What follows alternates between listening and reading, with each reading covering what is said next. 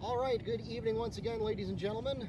Mark Barchi, the voice of the Mustangs, with you, along with Neil Fisher from the Apopka Chief, coming to you live from Raymond Screws Field, where we had a real wild finish to Week 5 here as the Mustangs got clipped 30-29 thanks to a last-second field goal that was set up by a no-huddle offense by the Warriors after the final punt by the Mustangs gave them the field position they needed to come from behind. Yeah, of course, when we look at the highlights, look at the news, they're going to show the field goal that was kicked with, 16 seconds left. But the real story of the game, though, was, as you said, and we just interviewed Coach Bedison about 15 minutes ago, just Wekiva played a fairly mistake-free game for about 42 minutes. And then in the last 6 or 7 minutes, they completely fell apart. A whole series of mistakes. They made at least a dozen of them. As you said, they got that ball, and the no-huddle offense went down the field. But, of course, remember, Wekiva was up by 15 points with only 7 minutes left.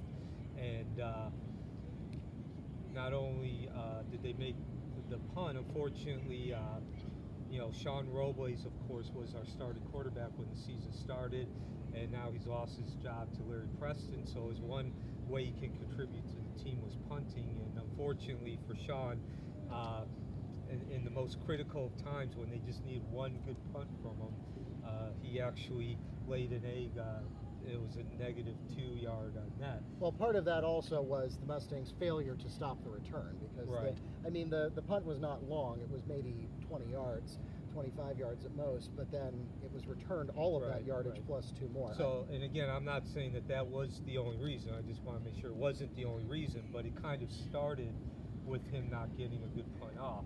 But again, that was one of the key moments. But you have to also remember, as we had talked about, the last 2 possessions that Wekiva had the ball, if they get 1 first down, certainly 2, the game's over because West Orange doesn't have enough time left, and they couldn't gain any yardage. They gained about a total of 10 yards. They ran the ball 6 straight times. But the Mustangs went for that more conservative style of short running plays that weren't going to lose yards, but also weren't going to gain yards, were just designed to force the Warriors to burn all of their timeouts, which they did, which forced them to use a no-huddle offense whether they wanted to or not. But thanks to the leadership of their star runner, that was number 1, Nehemiah Hall, that was successful for them. I really think the beginning of the end came at the end of the third quarter.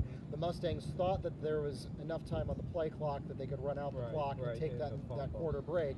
And then the referee informed Coach Bedison, no, you don't have enough time on the play clock, you need to take a snap. And so rather than take a timeout, the Mustangs rushed a play together, ended up fumbling the ball inside the 5-yard line, and so instead of adding 7 points to the board, they ended up turning the ball over, and that ended up costing them as the Warriors were eventually able to score, get an onside kick, and score again, and then ultimately get the field goal to win the game. They're about to shut the lights off on us here at Raymond Screws Field, so we're going to bid you good night, but the Mustangs are on the road for 3 consecutive weeks. This was the first one. Next week, the Mustangs face Dr. Phillips on the road, which will be another strong opponent and a test for them. The Panthers have had kind of an up-and-down season themselves, but are certainly considered a state threat and a playoff threat.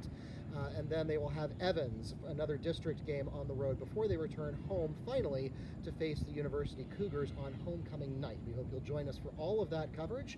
Until next time, again, my thanks to Neil Fisher from the Apopka Chief joining me for tonight's game. My name is Mark Barchi, the voice of the Mustangs, wishing you a good night and a great weekend.